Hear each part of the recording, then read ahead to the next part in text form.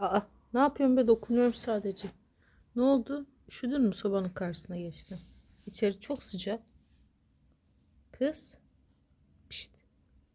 Kız. Tamam be.